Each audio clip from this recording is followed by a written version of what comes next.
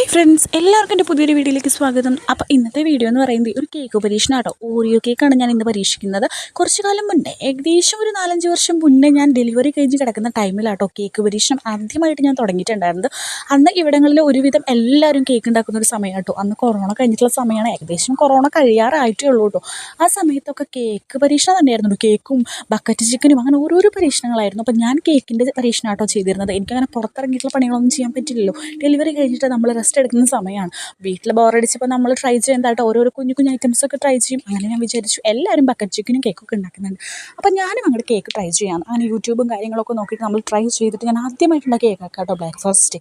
അതിനുശേഷം പിന്നെ ഇന്നാണ് ഞാനൊരു ഓറിയോ കേക്ക് ട്രൈ ചെയ്യുന്നത്. ഒരു പാക്കറ്റ് ഹൈഡൻസിയും കൂടി ഇതിൽ മിക്സ് ചെയ്തിട്ടുണ്ട് കേട്ടോ. വെറും പാൽപ്പൊടിയും അതുപോലെ തന്നെ ബൂസ്റ്റിൻ്റെ പാക്കറ്റും കുറച്ച് ബേക്കിംഗ് സോഡയും ചൂടുവെള്ളം മിക്സ് ചെയ്തിട്ടുള്ള ഒരു കേക്കാട്ടോ. ഒരു സ്റ്റീൽ പാത്രത്തിൽ ചുമ്മാ കുറച്ച് നേരം ഒന്ന് ആവി കയറ്റി എടുത്തേട്ടോ.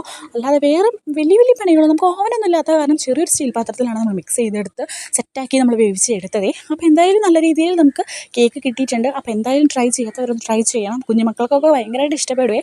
അടുത്ത വീഡിയോയിൽ കാണാമേ. ടാറ്റാ.